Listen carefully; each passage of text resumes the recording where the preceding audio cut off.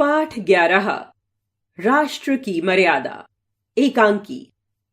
प्रथम दृश्य। महाराज पोरस के सुसज्जित राजभवन का कक्ष। सुसज्जित विशाल दालान में दूध सी सफेद चादर बिछी है। तख्त पर बहुमूल्य कालीन बिछा है। दीवारों पर राम, कृष्ण आदि के अत्यंत सुंदर चित्र लगे हैं। एक और खूंटियों पर कुछ शस्त्रास्त्र लटक रहे हैं। अमात्य, सामंत, सेनापति और कुछ दरबारी बैठे हैं। सामने दीवार के साथ एक बड़े सिंहासन पर महाराज पोरस बैठे हैं। उनकी अवस्था लगभग 40 वर्ष की होगी, परंतु उनके मुखमंडल पर वीरोचित तेज झलक रहा है। मस्तक पर तिलक लगा है। पात्र परिचय। पोरस, झेलम का शासक। अमात्य, पोरस का अमात्य। सिकंदर, यूनान का महान विजेता। सामंत, पोरस का सामंत। सेनापति, पोरस का सेनापति। सेनापति, महाराज, मुझे तो सिकंदर की नियत ठीक प्रतीत नहीं होती। धोखे और छल को ही यूनानियों ने विजय का मुख्य साधन मान रखा है। पोरस, ठीक कहते हो सेनापति जी, परंतु इस बात से इनकार नहीं किया जा सकता कि सिकंदर वीर सेनानी भी हैं। सेनापति, हां महाराज, परंतु उसने ईरान, गांधार आदि में जिस ढंग से विजय प्राप्त की, उसे वीरोचित नहीं कहा जा सकता। सुना है कि डेरियस के दुर्ग को वश में करने के लिए सिकंदर ने छल से काम लिया। पोरस, सुना तो ऐसा ही है, परंतु आप एक बात भूल जाते हैं कि प्रेम और युद्ध में सब कुछ उचित होता है। स्वयं सावधान रहना चाहिए। यदि शत्रु परिस्थिति से लाभ नहीं उठाता तो वह मूर्ख है, और हम सावधान नहीं रहते तो दोष हमारा है। राष्ट्र के कर्णधारों को सर्वथा सावधान रहना चाहिए। हार कर शत्रु को कोसना मूर्खता है। सेनापति, परंतु फिर भी। अमात्य, महाराज ठीक कहते हैं। कदाचित इसलिए कौटिल्य कहते हैं, शठे शाठ्यम समाचरेत, अर्थात दुष्ट के साथ दुष्टता ही बरतना चाहिए। सेनापति, परंतु। पोरस, परंतु वरंतु कुछ नहीं सेनापति। स्मरण रहे, जो व्यक्ति जीत जाता है उसकी अनैतिकता, प्रवंचना, छल कपट आदि की चालें कूटनीति और राजनीति कहलाने लगती हैं, और जो हार जाता है उसकी नैतिकता, धार्मिकता, उदारता आदि को पाखंड तथा मूर्खता कहा जाता है। सेनापति, कौटिल्य का क्या कहना, वे तो हैं ही आचार्य। पोरस, कौटिल्य अत्यंत बुद्धिमान, राजनीतिज्ञ और बड़े देशभक्त एवं राष्ट्रहित चिंतक हैं। सामंत, परंतु उनकी सबसे बड़ी कठिनाई यह है कि वे मगध सम्राट महापद्मानंद के विरुद्ध चंद्रगुप्त के समर्थक हैं। उन्हें इस समय सिवा नंद वंश के उन्मूलन के और कुछ सूझता ही नहीं। पोरस, फिर भी उनकी देशभक्ति और राष्ट्र प्रेम प्रशंसनीय है। वे नंद वंश का उन्मूलन तो चाहते हैं, परंतु विदेशियों के द्वारा भारत का हित किसी प्रकार सहन नहीं कर सकते। अमात्य, महाराज, हमें अतिशय सावधानी से काम लेना चाहिए। जहां तक मैं समझता हूं, सिकंदर के साथ हमारा युद्ध अनिवार्य है। सामंत, महाराज, यदि संभव हो तो हमें साम दाम आदि से युद्ध को टालना चाहिए और देश को नरसंहार से बचाना चाहिए। पोरस, मैं भी यही चाहता हूं, परंतु यदि साम दाम आदि से काम न चले तो। सिकंदर के साथ साम और दाम की नीति के प्रयोग का अर्थ होगा आंभीक के समान उसकी अधीनता स्वीकार करना तथा राष्ट्र हितों को उसके हाथ बेच देना। हम साम दाम का प्रयोग करके मातृभूमि को आतताई आक्रमणकारियों के हाथों नहीं बेच सकते। सामंत, महाराज, हमारा अभिप्राय केवल नरसंहार को रोकना है, और वह भी यदि संभव हो तो। अन्यथा राष्ट्र के लिए लड़ने वालों एवं बलिदान देने वालों में मैं भी सबसे आगे रहूंगा। मैं आंभीक नहीं हूं महाराज। पोरस, आपके वचनों को सुनकर मैं बहुत प्रसन्न हूं। मुझे विश्वास है कि देश की सेवा में आप किसी से पीछे रहने वाले नहीं। मैं भी युद्ध का समर्थक नहीं हूं, परंतु कभी कभी ऐसी परिस्थितियां उपस्थित हो जाती हैं जब राष्ट्र को युद्ध में कूदना पड़ता है। उस समय राष्ट्र के मान अपमान, मर्यादा और रक्षा का प्रश्न होता है तब राष्ट्र के लिए जीवन दान भी तुच्छ प्रतीत होता है। सामंत, महाराज, यदि साम और दाम से काम न चले तो भेद से काम चलाया जा सकता है। मेरे कहने का अभिप्राय भी यही था कि क्यों न हम भी कूटनीति और भेद नीति का प्रयोग करें। पोरस, यह तो चाणक्य जैसा व्यक्ति ही कर सकता है। वह हमारे बस का रोग नहीं है। चाणक्य सच्चे राष्ट्र प्रेमी हैं, परंतु इस समय, जैसा कि मैंने कहा, उनका लक्ष्य नंद वंश का उन्मूलन है। तो भी हम उनसे बात करेंगे, परंतु यदि उससे पहले ही युद्ध हो गया तो? सेनापति, मैं भी यही समझता हूं महाराज। सिकंदर से शीघ्र ही हमारा युद्ध होगा। हमें उसके लिए तैयार रहना चाहिए और सिकंदर को ऐसा पाठ पढ़ाना चाहिए कि वह सदा स्मरण रखे कि भारतीय वीर सैनिक किस प्रकार स्वागत करते हैं। पोरस, हाँ, भारतीय वीरों का उत्तर राष्ट्र गौरव के अनुकूल ही होगा, परंतु अवसर आने दो। द्वारपाल प्रवेश करता है और अभिवादन करके खड़ा हो जाता है। क्या बात है राममूर्ति? द्वारपाल, महाराज, एक राजदूत आया है। कहता है कि मुझे सिकंदर महान ने भेजा है और मुझे अभी महाराज से मिलना है। अमात्य, उसे कहो कल दरबार में उपस्थित हो। द्वारपाल, मैंने तो उससे कहा है, परंतु वह कहता है कि मुझे अभी मिलना है और संदेश देकर वापस जाना है। बहुत आवश्यक संदेश है। पोरस, अच्छा, अंदर भेज दो। द्वारपाल सिकंदर के राजदूत के साथ प्रवेश करता है। सिकंदर का राजदूत एक ऊंचा, लंबा, गोरा, बलिष्ठ युवक है। वह यूनानी सैनिकों जैसे वस्त्र पहने हुए है। अंदर आते ही वह यूनानी ढंग से महाराज पोरस का अभिवादन करता है। पोरस एक रिक्त आसन की ओर संकेत करते हुए, बैठिए। दूत निर्दिष्ट आसन पर बैठ जाता है। महाराज पोरस गंभीरता पूर्वक उसके मुख की ओर देखते हैं। दूत, सिकंदर महान आपसे मित्रता के इच्छुक हैं। पोरस, यह तो मेरा और राष्ट्र का अहोभाग्य है।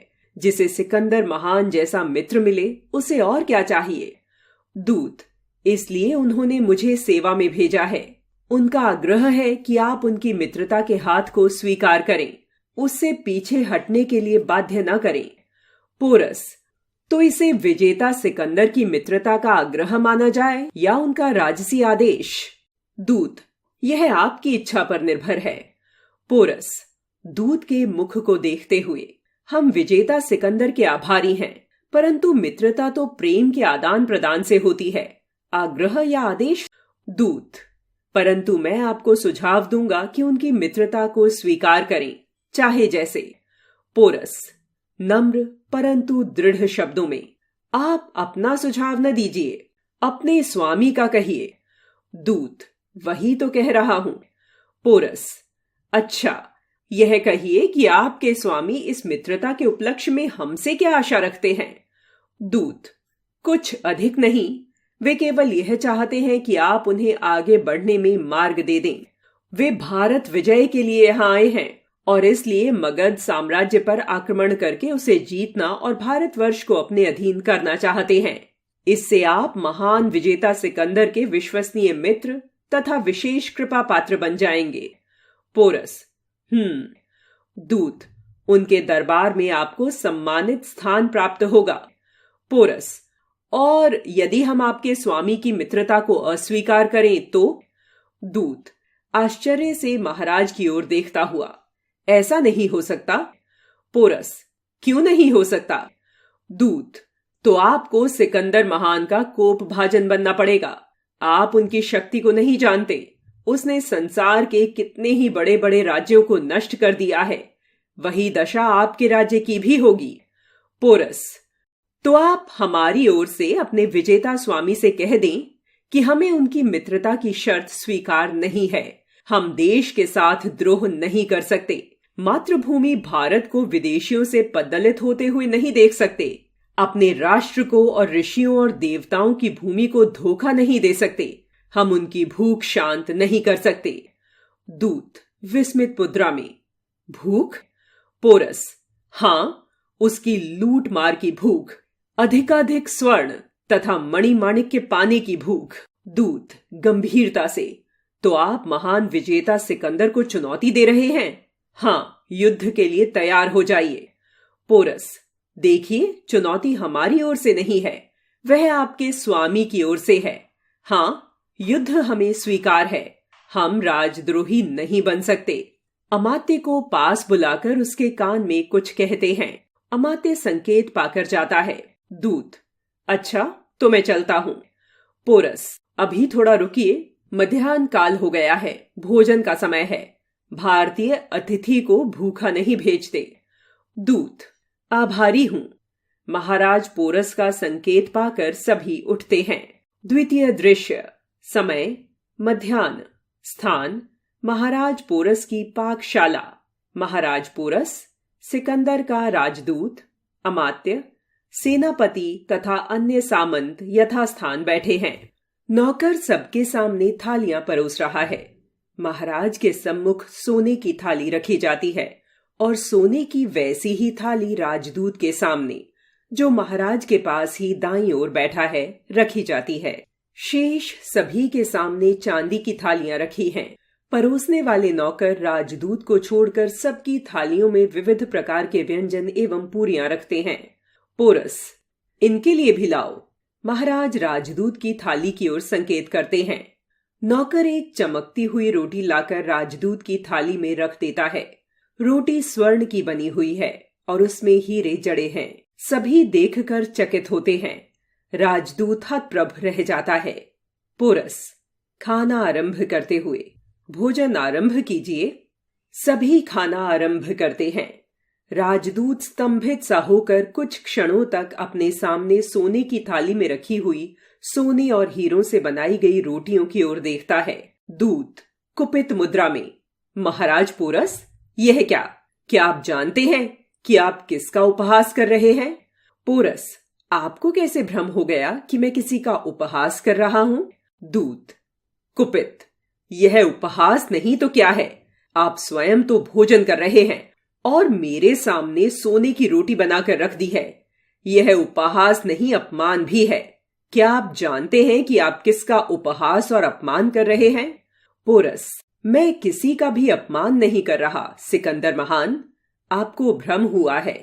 सिकंदर महान, यह शब्द सुनते ही अमात्य, सेनापति आदि चकित होकर राजदूत के मुख की ओर देखने लग जाते हैं। सभी विस्मित होकर अमात्य तथा महाराज के मुख की ओर देखते हैं।